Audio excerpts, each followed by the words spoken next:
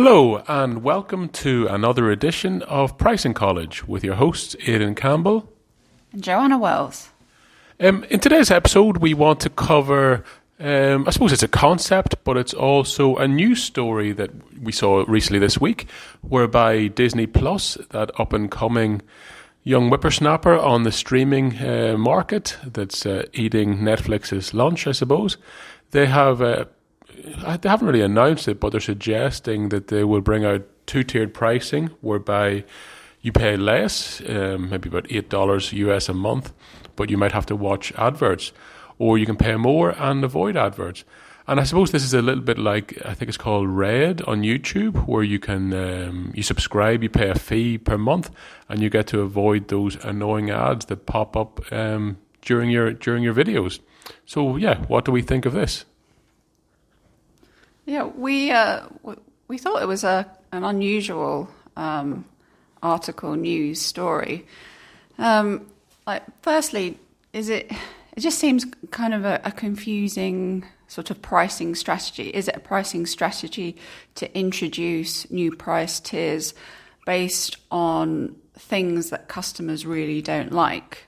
So you increase a price to avoid something you really don't want to see, like ads. So obviously they've done their research, and I just think it's kind of on customers and found out that they don't like seeing ads. They must really not like seeing ads. But it seems counterintuitive in a way to price based on that. It sort of sidesteps the value of the Disney Plus proposition. I mean, are they suggesting through that there is very limited value in their offer compared to Netflix, and are resorting to going to paying for not seeing the ads, which seems strange because there's value in that Disney Plus, the selection of movies. Are they suggesting that is not enough to maintain customers? But if you backtrack a little bit on that, well, it must have been enough, because that's what drove customers to the platform, and that's what customers thought, Disney Plus movies are worth migrating from something like Netflix or a Stan or one of those platforms. So I just think it's kind of an odd price structure to create. And really, what I'm thinking, is it a price strategy, or really are they thinking about, is it more like a covert price increase, price rise strategy? And if you're going to do that, that's more of a tactical sort of pricing move. And it's something that you really shouldn't integrate into your fundamental price architecture, which is that price structure. So to me, those are my thoughts on it. What do you think? I suppose I have a couple of thoughts. Generally, when we're talking about value-based pricing and and charging for value, usually we're discussing giving additional value. Charging for that additional value we're giving. It's more of a carrot than a stick. This more seems to be a stick. This almost seems to be, pay or we will self-sabotage what we're giving you. Pay or we will make the product we're providing to you worse, which seems a bit odd to me. Admittedly, they haven't said they're going to actually do this yet, but I've seen it mentioned in a couple of different places.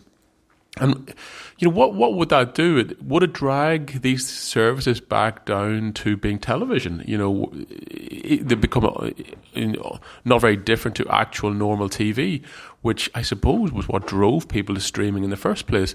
Theoretically, what difference does it make if you're showing adverts on whether it's a streaming service versus whether it's a paid TV system? So that, I think that is a bit confusing, and I'm not sure. Look, I can see clearly on YouTube, I would watch a fair amount of YouTube, and I can clearly see that it is, the adverts are annoying. The people who tend to advertise on YouTube also tend to be larger corporates, banks, building societies, is that even a term that's used anymore? Insurance companies, stuff like that, big supermarket chains. The adverts tend to be mind-numbing, really, and they tend to be too long. I think even on television, adverts used to be, some people used to enjoy them. Some of them used to be entertaining. There'd be comical aspects to them. I think maybe that's decreased in recent times, potentially with the cost of TV advertising increasing. But I would argue that YouTube ads are more boring and less and you also have the ability to cancel them, or go straight to the video after a couple of seconds, which is a bit of an odd system. It's an interactive system that goes against what TV is. So I don't know if it's well thought through. I don't know if it's a good idea.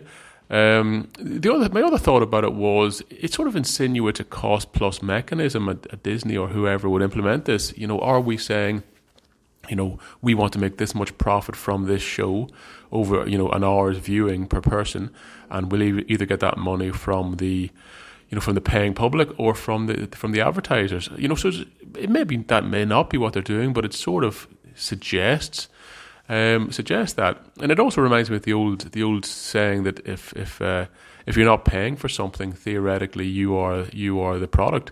So if you're not paying, theoretically, Disney or whoever it is will be just showing adverts to you, and the advertisers will see you as the product, and that's how it works. So it's a weird one, and it leads to, certainly on the one platform, if it's Disney, it would lead to a mixed message, I would see, from a premium, movie enjoyable system to that.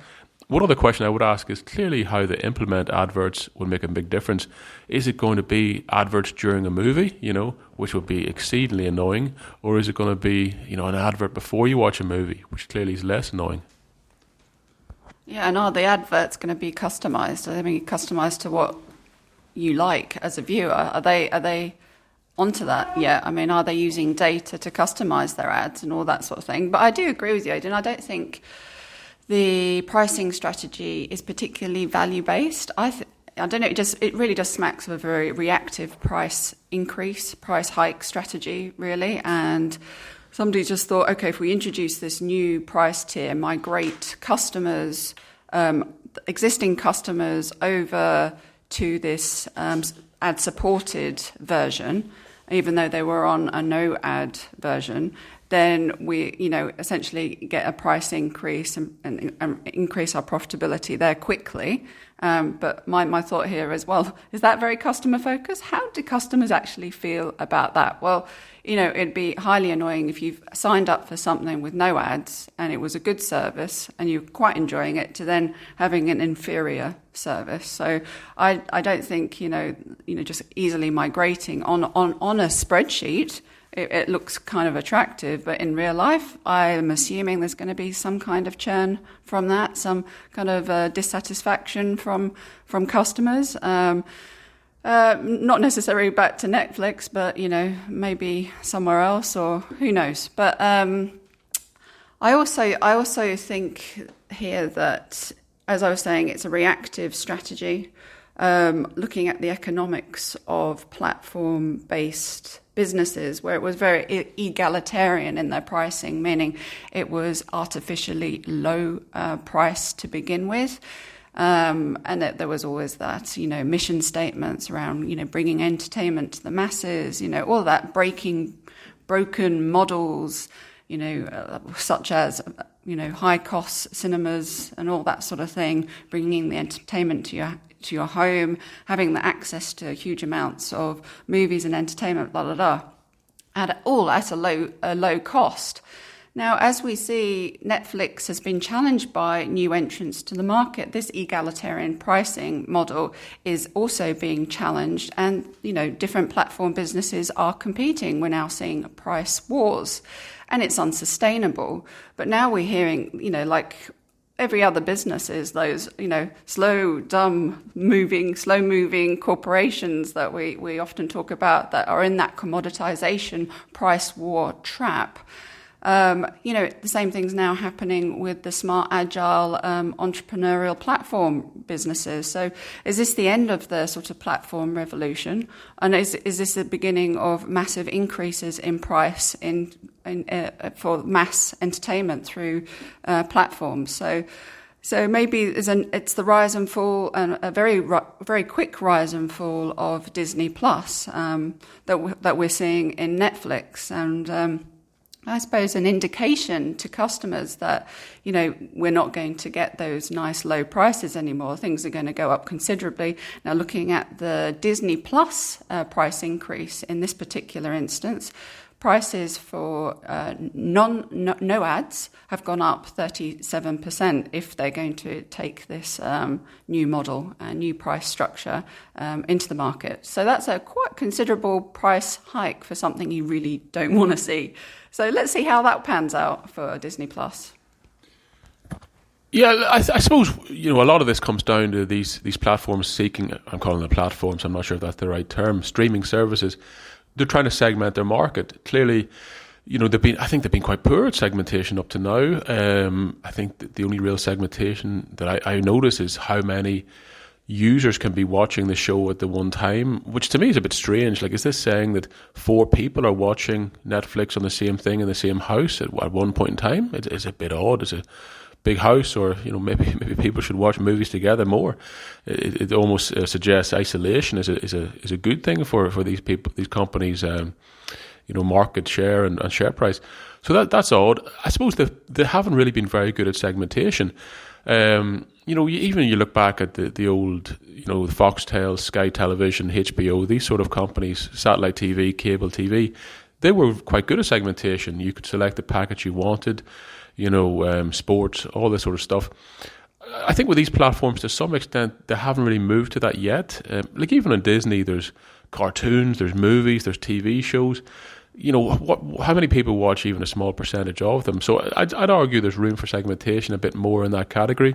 Clearly, Disney's catalog is so big that they control the production a lot better than Netflix does, who generally were a redistributor for the vast majority of their product or their content.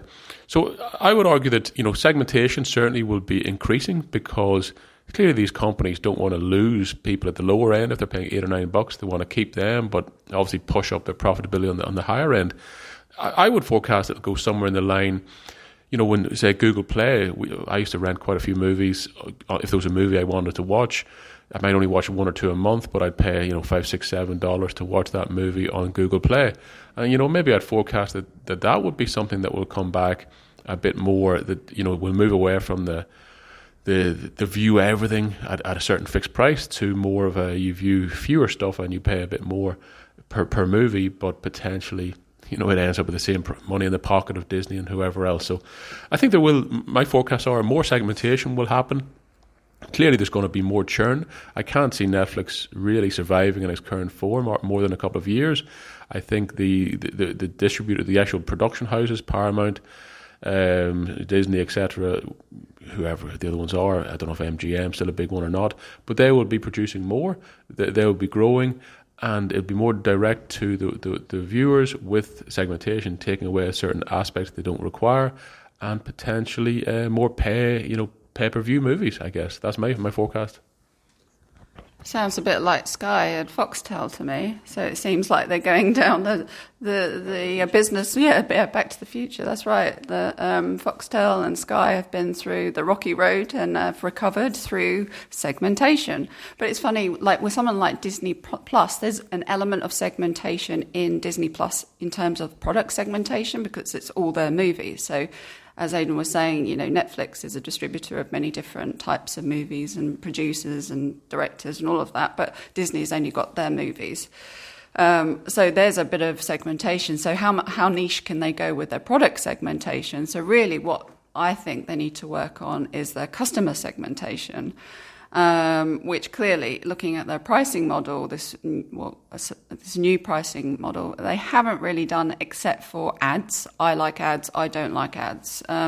Bit of a simplistic and dangerous segmentation, customer segmentation to go down, because it's highly emotive.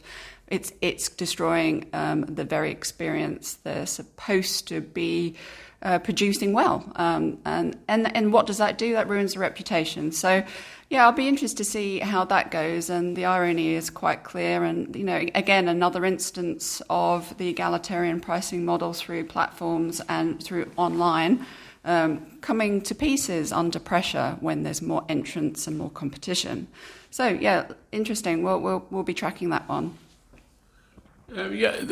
Just my final point. There could be an element of bait and switch to this. These disruptors came in. You had a Foxtel. I'm speaking in Australia here. You had a Foxtel subscription. Maybe in the US, it's Showtime or HBO and Sky TV in Britain, you had that subscription. Some people were paying $100 a month, and then you had Netflix came in, promised the world at $15 a month. But now those prices are ramping up. People now find themselves with 4, 5, 6 subscriptions plus the sports subscriptions. In Australia you've got a number, Foxtel subscriptions, KO subscriptions. So many that it's almost hard to keep track of them. So in some regard, we're back at the start. We're back where we began. And is it, apart from the delivery system and more of a watch on demand, is it actually that different to the old-fashioned Sky TV or Foxtel subscription? It is a bit back to the future. And maybe this system needs a disruption. Who knows? Maybe we should just go back to the cinema again once or twice a week. Okay, I think that's it for me today. I'm not sure if Joanne has any more. No, I'm just thinking, where's the value in all of this? And what I'm seeing through this is faster destruction of value than I've seen in the traditional brick and mortar entertainments business model. So I suppose that's my lasting thought on it. I appreciate you listening. Yeah, I also don't know if Disney's catalogue clearly was very valuable. Clearly those movies were shown on videos, on cinemas, reruns. Clearly they were shown in video shops, Blockbuster Video, etc. And I wondered, are they making more money now? And is it improving, their perception and their brand? Who knows?